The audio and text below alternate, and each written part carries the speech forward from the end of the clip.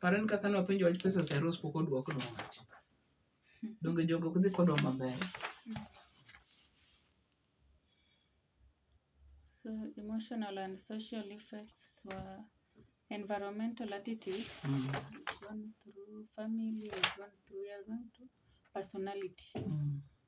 Personality is the psychophysical organization of the individual as modified by his life experiences and thus is influenced by heredity as well as environment.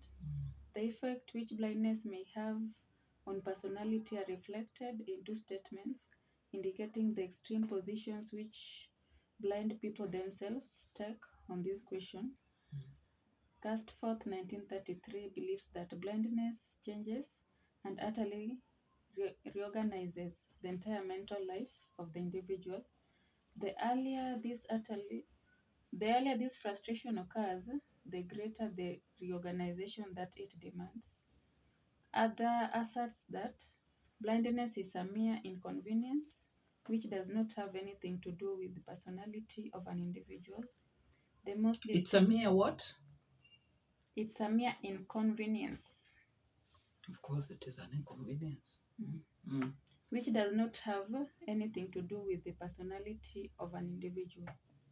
The most distinguished sociological representative of the inconvenience group,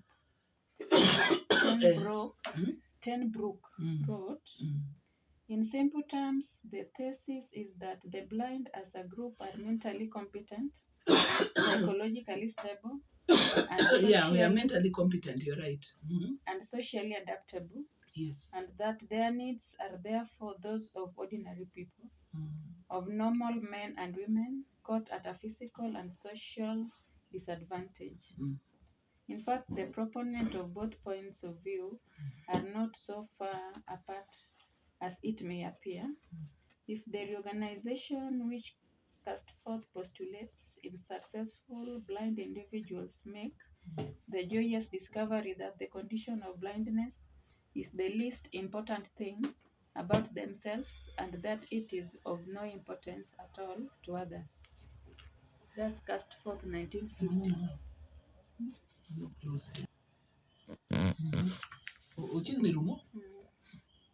What are the results of psychological research in answering some of the questions concerning the influence of the visually handicapped on personality? Personality development is elaborated in Chapter 3. Many authors have stressed that increased anxiety is a personality characteristic of individual handicapped persons. Research on this problem was hampered by general recognition that tests for the personality assessment of the seeing are not adequate when used with the blind. That is Somers 1944.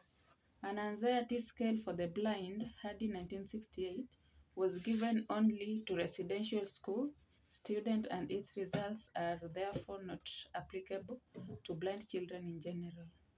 Bowman 1964 developed specifically for use with blind adolescents the adolescent emotional factor inventory and applied it to matched groups of partially seeing students showed significantly high anxiety and insecurity, more difficulties in relating to the home and parents, and more problems of social and emotional adjustment than the public school groups. Attitudes of depression and withdrawal were not evident in the residential school students than in the non-residential group.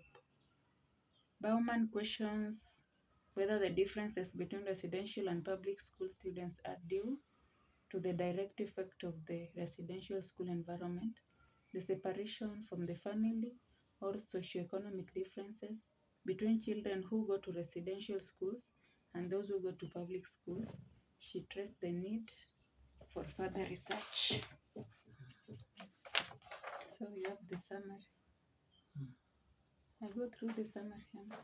Summary ubur marunade. Summary is 2 pages. Wacha na utasoma summary. It could be nyalo konyowa. Summary. People with visual handicaps are often referred to as the blind. the visually handicapped or the partially seeing with the underlying assumption that they are a homogeneous group. In fact, both men and women. Yeah.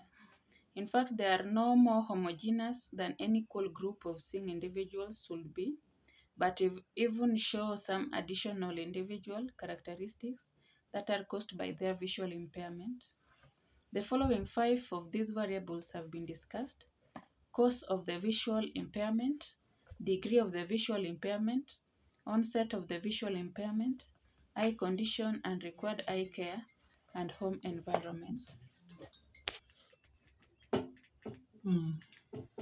The main points stressed were that 1. Among the causes of blindness, retrolental fibroplasia and maternal rubella were particularly important. Retrolental pleasure. Retrolental fibroplasia. Ni retrolental fibroplasia now. Okay, because Guinea has not been there. But underline, what brought Retrolental fibroplasia and maternal rubella. Maternal rubella, bobo cheko. Kenya didn't get dictionary, kanya. Okay, that one is not a health dictionary. So retrolental fibroplasia and maternal rubella were particularly important during the past 2 or 3 decades, but the largest single cause of blindness is still prenatal influence of an undetermined etiology. Is it etiology or etiology? Etiology. Yes. Okay.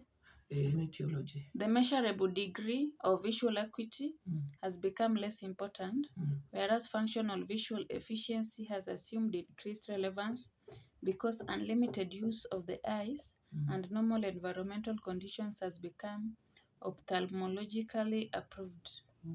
The onset of the visual impairment and its duration have importance for retaining visual imagery and color ideas. The emotional consequences of the kind of onset, whether it is sudden or gradual, must be recognized. For the conditions of a child's eye,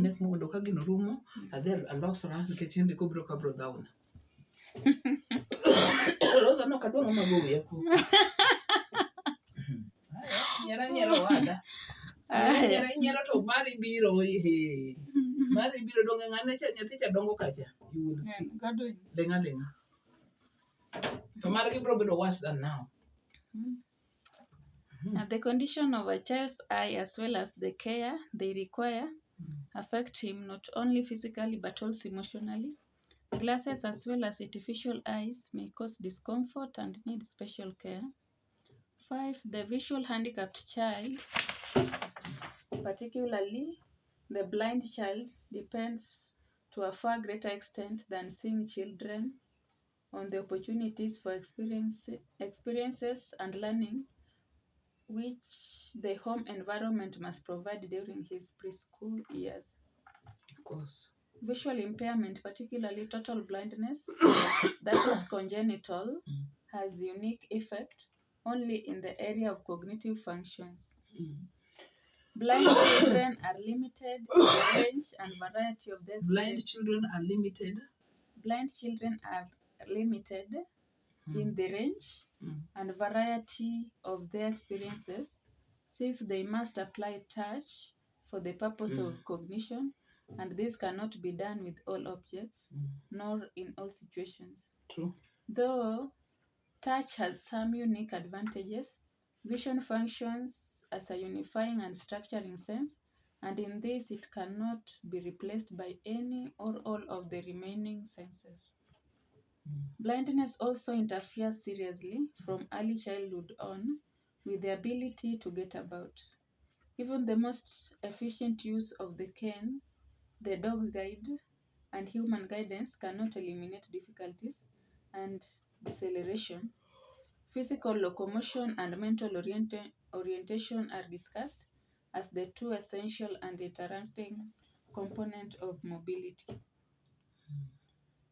Lack of sight also causes some detachment from the physical and to a lesser degree from the social world. This affects the ego development of blind infants and plays an important role in other skills which children must acquire, such as walking, maintaining good posture, playing, learning expressive movement, and in all other performance where limitation is involved. Blindness, however, does not interfere with verbal communication. In spite of these difficulties, the achievement of most blind children who have no additional impairment compare well with those of their seeing peers.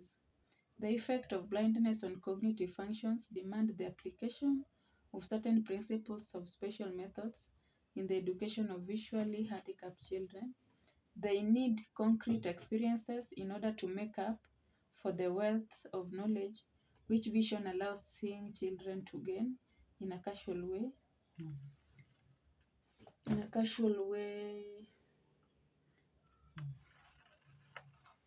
They of knowledge which vision allows seeing children to gain in a casual way. They need unifying and structuring experiences in order to learn about objects and situations in their totality. They need increased opportunities for learning by doing in order to compensate for reduced environmental stimulation and its resulting inertia. Self-activity and opportunities for creative expression strengthen the child's feeling of self-confidence, and successful management of skills and of situations contributes to a positive self-concept. It is stressed that the emotional and social reaction of visually handicapped children are non-specific. They are the same as can be found in other children, though caused by different factors.